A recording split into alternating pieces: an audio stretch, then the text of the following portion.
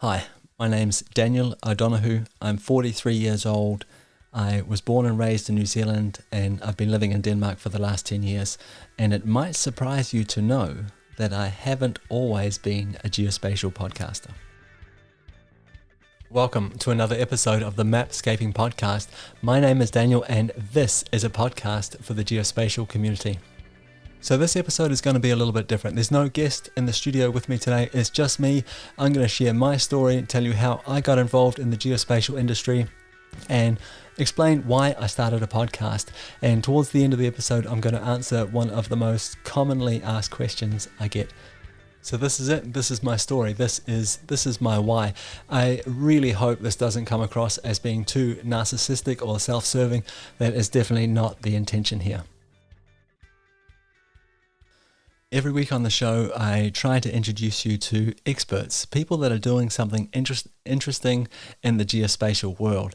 And one of the first things I do when I have them on the show is ask them to introduce themselves. So this is obviously the polite thing to do, but it does a few other things as well. It sets the stage. It gives you an understanding of who these people are, where they've come from. It also hopefully convinces you that this person is worth listening to for the next 30 to 40 minutes. What I'm also hoping to do with these introductions is to show you that lots of different people are involved in this industry. They come to it from a lot of different backgrounds and have a lot of different skill sets, and they're using their skills, their understanding in very different ways. So the idea here is to show you that there is a whole bunch of opportunity out there. I hope that I've been doing a really good job of introducing these people to you, but I realize now after 80-something podcast episodes that I've done a really poor job of introducing myself.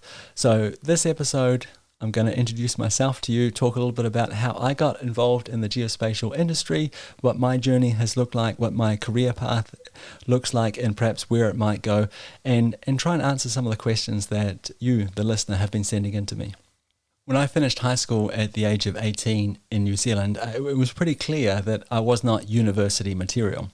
So what happened was that I went to an outdoor recreation school. So this was a school to teach you how to be an outdoor guide. So for 2 years, I studied rock climbing, whitewater kayaking, and tramping, or what Americans might refer to as hiking. And then, of course, the idea was to lead other people in the outdoors, take them on adventures, that kind of thing. And that was my life. I did that for 6-7 years. And at the same time, I was very restless. So I traveled the world. I think I was out of New Zealand for about 6 years and traveled through the States, Canada, Mexico, spent a fair bit of time in Central America, and then spent a couple of years just sort of moving around Europe, mostly on my bike, looking for rocks to climb on. I was 27 and I'd been living in Germany for a couple of years, and I taught myself German, and I had decided that, well, only clever people know 2 languages. I know 2 languages. Perhaps I'm a clever person. Maybe clever people should go to university. So that's what I did. I realized it's a very simplistic thought process, but that was my thought process. So I packed up my troubles. I flew back to New Zealand. I signed up for a university course. My idea at that stage was to do a master's and to focus on sociology. And I remember the first thing my mum said to me when I said, "Hey, I'm going to university. I'm going to do a master's degree." And the first words out of her mouth were, "But Daniel, you cannot read." And it's not so much that I couldn't read, it's just that I wasn't very good at it. I was also not very good at writing. I'm not dyslexic, but I definitely have some challenges around that. To this day, every time I write my name, I still have to say the letters out, in my head, so I don't make an embarrassing mistake. So I mentioned before that my plan was to study sociology. I was really interested in culture and how they change over time. I thought sociology would be a great fit for me. Along the way, I discovered geography. I was like, wow, this is an amazing crossover. The overlap here is pretty incredible between sociology and the physical world. Like, this is me. This is my place in the world. I should be doing this. And somewhere along the line, I got introduced to GIS and Earth observation, or remote sensing. And to be honest, I hated it. I took a few classes in it. I absolutely hated it. But I was committed at that stage. I needed to, pass the semester so I could carry on my educational journey. So at the end of the semester, I was studying for the exams, going through my notes, reading the, required reading, all that kind of stuff. And slowly but surely, it dawned on me what this was that I was doing and how useful it would be. And I was hooked. I took every course I could find in GIS and remote sensing. I took every practical lab. When I was finished with the labs myself, I volunteered to be a tutor in the labs and help other people.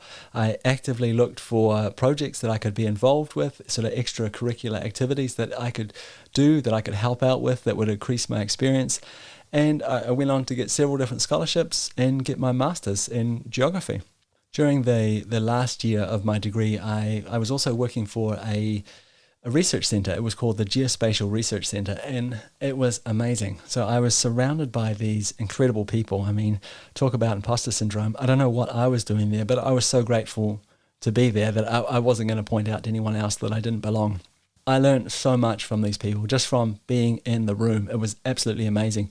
And they really opened my eyes to what geospatial could be, you know, what the possibilities were, what the applications were, how we could solve these problems, and these different sort of convoluted methods we could use to solve the problems.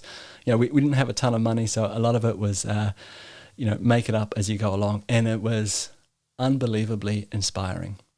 5 years after I had started my degree, I was finished. I had my master's in geography, and also met and married a Danish woman, not just a random Danish woman, but a Danish woman I'd been together with for a number of years. And we moved to Denmark. And here I'd like to say that if you are looking for a challenging start to your professional career, I highly recommend picking a country on the opposite side of the earth where they don't speak your language, and timing it so that you arrive there at the end of a rather nasty financial crisis and start looking for a job. Of course, I'm being a little bit over dramatic here, but I hope you understand that it was a difficult time. There was a lot of things to do. And I think what really made the difference for me getting that first job, getting my foot in the door, were my technical skills. And I could, document a whole bunch of experience around university. So not just the stuff that I'd done at university, but the different projects I've been involved in, the tutoring I'd done, my work at the Geospatial Research Centre. All these things made me stand out. For the first few years of my career, I was just really grateful to have a job, to be in the industry, to have the opportunity to practice and improve on my craft. And I just kind of bumbled along, to be perfectly honest, for the next couple of years. We had 2 kids along the way. I was learning Danish, trying to fit into society here in Denmark, to adjust to a landscape with almost no discernible terrain. I mean, these were big shifts for me, and I felt like I had enough to do. About 5 years into my professional career, something really dramatic happened, and it changed the course and the trajectory and even my way of thinking about, geospatial and my role in the geospatial industry. My father-in-law, who had been a huge part of my time here in Denmark and our little family here, went for a run one day and never came home. My wife and I were the ones that found him. He'd been lying on a forestry road for about 2 days in a muddy puddle of water, and we were completely devastated. So what this meant for me in my career was that the career just went on hold. I just wasn't interested. We were in survival mode as a family, and again, we had enough to do without focusing on advancing a career. So even though the career was on hold, as it were, like a whole bunch of questions started showing up in my head. And one of those questions was, is what I am doing meaningful? Am I helping? Am I making things better? And increasingly, when I looked at my work, when I looked at the thing that I was spending my time on, the answer was no. I was starting to see myself as a cog in a very, very, very big machine. Now, to add insult to injury, a few years later, my father was diagnosed with something pretty horrible. I'm not going to go into the details here, but it doesn't end well for anyone involved. It's the long goodbye. Now, when I share that with you, I'm not trying to be dramatic or create a fuss or get extra attention. I'm trying to frame what happened to me afterwards and how this shaped my career. As you can probably imagine, these were massive life-changing events, and they force you to sort of look at your own situation, look at the work you're doing, where you're going, and start asking questions and trying to figure out, is this the right thing to be doing? Should I be spending my time on something else? And for me, what happened was I became increasingly frustrated for the organizations that I was working for. It seemed to me that they were screaming out for innovation in this space, but at the same time, the structural inertia of the organization itself was violently resistant to any kind of change. And, I was sitting at my desk. I felt like I was doing a very repetitive job. And at the same time, the geospatial world, all this magic that's happening out there in the industry was passing me by. To be perfectly honest, I was looking for a way out, and one of the first things I tried was selling maps on the internet. So I thought, well, I love maps. Other people might like maps too. I'm going to try and sell maps on the internet. And we did. If you look at Mapscaping website, this is how the whole thing started. I thought I could make some maps, things that I thought were interesting and beautiful and represent the landscape in a very simplistic way, and sell them on the internet. So if you've ever tried this, you'll know that it's not just, build it and they will come. There's a whole bunch around that needs to be done, and there's a lot of learning involved. And so in order to learn all these things that I needed to know to sell maps on the internet, I started listening to podcasts, because this is something I could do in my car while I was driving to work. I could tune into a podcast and learn about digital marketing. I could learn about how to get people's attention. I could learn about search engine optimization. I could learn about content creation and content marketing, and all these things that I would need in order to sell my maps on the internet, in order to get away from the geospatial industry. The more I listened to podcasting, the more I fell in love with the medium. I mean, I love consuming information in this way. I could drive to work and I could learn about all these interesting things. And I thought, well, I wonder if there's a podcast out there about geospatial stuff, about the things that I'm trained in, about my craft. And there were. And it was really, really inspiring stuff. And I thought, man, I wonder if I could do that. As part of my digital marketing efforts for the maps that I was selling on the internet, I'd started growing a whole bunch of social media profiles. So Mapscaping is on Twitter, it's on Instagram, it's on Facebook. And increasingly what I was finding was that people weren't really engaging with maps so much as they were engaging with the other content that I was posting on there. And subconsciously, what I had been doing was finding things that I was really interested in. And these were new technologies, they were beautiful maps, they were different ways of visualizing data. And I've been posting them on the internet, and people were following along and engaging with that. And it made me realize that I'd gone about things the wrong way. I had created something, and then I went looking for people for the thing that I had made. And when I looked at our social media following that was growing day by day at that stage, and still is, I wondered what would happen if, instead of looking for people for my stuff, I went looking for stuff for my people. So I started asking around, what can I do for you? How can I make things better for you? And so one of the questions I asked people on Facebook anyway was, if I made a podcast, would you listen to it? And overwhelmingly, the answer was yes. So I did. I made a podcast. Now, I'm not going to bore you with the details of how you make a podcast.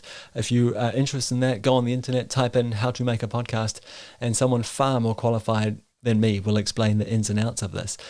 Here are a few things, though, that I didn't realize when I started the podcast. I didn't realize that it takes about an hour to edit 10 minutes of audio. For some reason, I never thought about the fact that no one would listen to the first many episodes that I produced, regardless of all the, blood, sweat, and tears I put into it. I was really surprised that at the start it was really difficult to convince people to come on the podcast. I mean, I could see so much value in it, and I was blown away that other people couldn't see the same value, and that I had to really work to convince them. So looking back on those things, I mean, they seem really naive now. When I think about everything that I just mentioned there came as a real surprise to me. I didn't realize how difficult it was going to be. In my mind, when I started this, I was like, well, there's lots of different podcasts out there, people talking on the internet with interesting people about interesting stuff. I can do that. Another thing that's really come as a surprise to me is how much I enjoy it. Like, I absolutely love this. I love it because it connects me with really, really interesting people that are doing interesting stuff. And I think this is the kind of inspiration that I personally have been really missing in my career up until now. This is by far one of the most fulfilling things that I've ever done in my professional career. And for the first time in a long time, I feel like I'm doing work that matters for people that care. So that's it. That's my journey. That's how I got here. That's why I started the podcast and why I'm doing what I'm doing. So at the start and the end of each session, I often say something like, hey, I'd love to hear from you. Please reach out if you've got questions. I'd love to hear from you. They'll help me with the direction of the show. They'll help me understand what it is that I should be doing, how I can make this podcast better for you. So lots of you have been incredibly generous and reached out and offered suggestions, advice, direction, and many of you have asked questions as well, which I really appreciate. I absolutely love hearing from you. If you're sitting out there and have a question, suggestion, or advice, please let me know. I would love to hear from you. So I'd like to take the time to answer a question now that I get all the time. And the thing that people really want to know is, what skills should I be learning? What should I be doing? Is there one thing I should be focusing on in terms of my geospatial skill set? And I think when I get this question, it's really tempting to point at a particular technology and say, hey, go learn that thing. That's going to be big in the future. That's the one I would focus on. But I'm not going to do that. I would like to sort of point out something that's perhaps a little bit less obvious, and that is communication. Let me ask you this question. What did you say the last time somebody asked you what it is that you do? Did you sort of look at them with a blank face and say something with maps and the internet? Probably. I mean, that's what I do. I do it a lot, actually. I think the skill that I would recommend people learn is, firstly, that elevator pitch, where you can pitch to someone what it is that you do, how you add value. I'd get really good at that and have several different ones. So you can, pull up a new one depending on who it is that you're talking to. You need to change the message so they get it. But communication for me is the be all and end all right now. I think there's a ton of technical understanding in our industry. It's baked into our education, but communicating the value that we bring to whoever it is that we're working for or with, I don't think we're really good at that. Arthur C. Clarke once famously said that any sufficiently sophisticated technology is indistinguishable from magic. And I think in the geospatial industry, the technology that we work with on a daily basis is sufficiently sophisticated. And to a lot of people, it appears to be magical. So magic is amazing. It's exciting. It's unclear how it works. And you can surprise and delight people with magic. But it is unlikely that people are going to invest time, energy, and their resources in something that's magical, in something that they do not understand. So I think one of the really, really, really important skills that we should be learning as an industry and as practitioners in the industry is, how do we communicate what it is that we're doing, the value that we bring? How do we explain to people that we can make things better by making better things? So I think that the wonderful thing about communication is it will be applicable in any industry that you go into in the future, not just in the geospatial industry or not even in a particular silo in the geospatial industry, but across all industries. This is going to be a really, really important skill to have.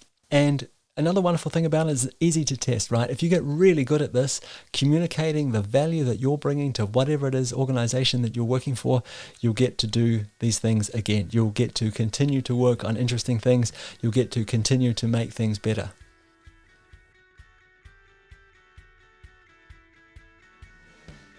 And that's it for another episode of the Mapscaping Podcast. My name is Daniel, and it's been a pleasure being your host again this week. This particular episode was incredibly difficult to record. It took me, I don't know how many hours to do it, but I really wanted to share my story with you. I hope it answers a lot of the questions that I get on a regular basis. I really hope it helps someone. As always, you are more than welcome to reach out to me for whatever reason. You can find me on social media, join the email list. I'm pretty easy to find. Just search for Daniel Mapscaping, I'll show up. And I would really love to hear from you. Okay, that's it from me. Talk again next week. Bye.